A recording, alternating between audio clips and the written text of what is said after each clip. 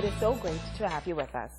Topping news, a multi-million-dollar proposed project for East Grand Bahama and a town meeting held last evening to explain to residents what they can expect should the government approve. $50 million.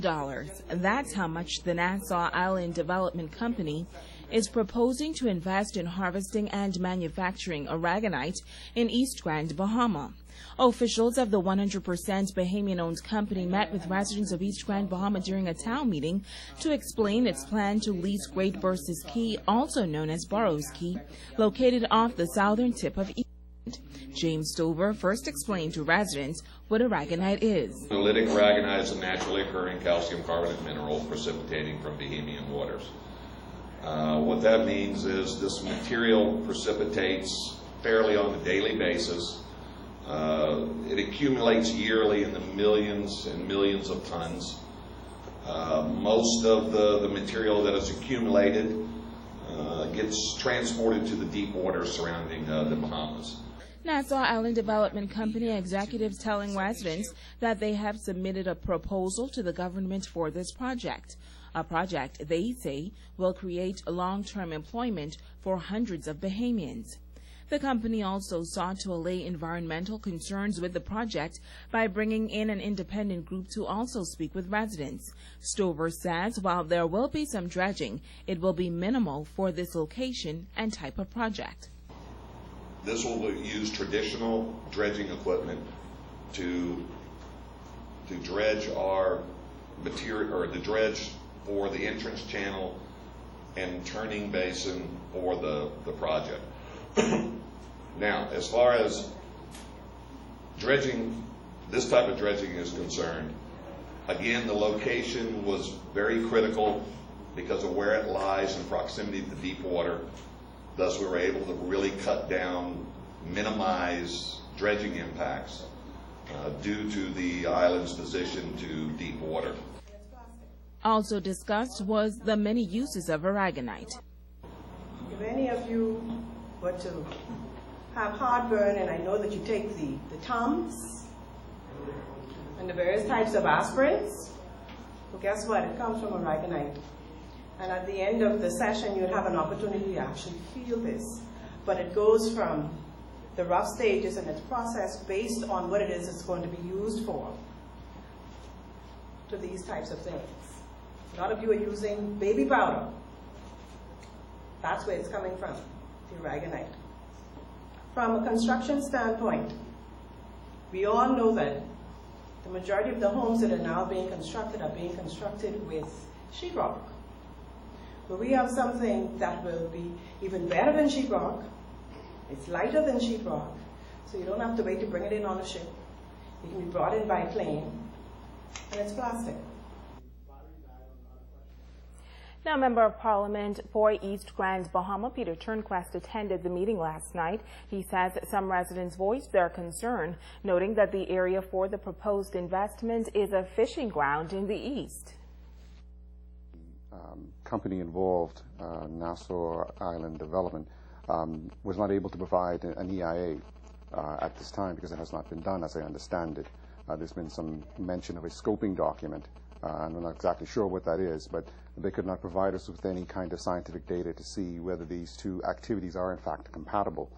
And so I think the concern is that from the residents' point of view, that we're talking about potentially causing damage, environmental damage to their natural resources, the marine resources that they depend upon, without the science to back it up at this particular stage. And so I think the residents, as I say, were very clear as to their concerns, very clear as to their opposition to the project at this particular time, and awaiting further information to make a concrete decision one way or the other whether they will support it.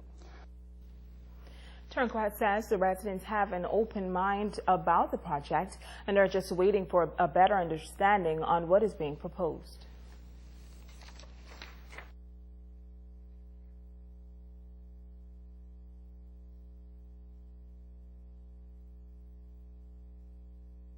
I believe that they can coexist if the dredging area is sufficiently distant from the actual fishing grounds. whether the studies are done and show the pattern of the tidal flows. But this is all work that needs to be done prior to us talking about anything to do with approvals of a project like this. Now, developers say they will be guided by the concerns of the residents. They say the EIA scoping report is needed by the BEST Commission, and that will be used as the baseline to determine what studies are needed to secure government approval.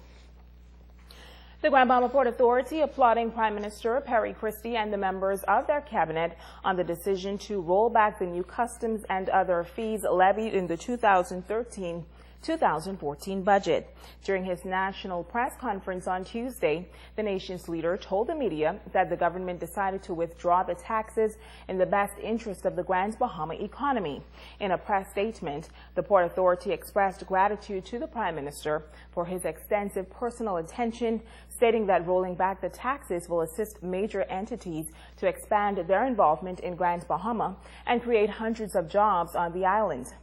Port Authority Vice Chairman Sarah St. George said port executives have been working closely with the government over the past few months to achieve a happy and promising blueprint for future capital expansion in Freeport, which she says will promote the economic development of Freeport and is in the best spirit of the Hawksbill Creek Agreement.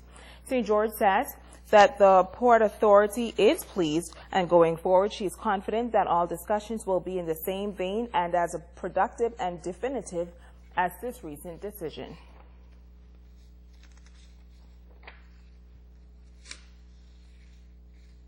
In other news, police on Grand Bahama leading a walkabout in the West yesterday. Megan Shepard has this story. The police on Grand Bahama gaining another partner to help in the fight against crime on the island. Assistant Commissioner of Police Emric Seymour calling it the most powerful force in the country. Members of the Pastors Forum joined officers in a walkabout Wednesday afternoon in the 8 Mile Rock area to hear the concerns of residents. What we've done is saturated the entire 8 Mile Rock community. Approximately 100 officers on the ground here, and about 20 pastors, and so we've subdivided ourselves in settlements from Hebron Town all the way to Thompson's Rock, where we are doing a community walkabout, meeting with the residents in the various 8 Mile Rock communities, hearing their concerns, and of course assuring them of our support in the police department and moving forward.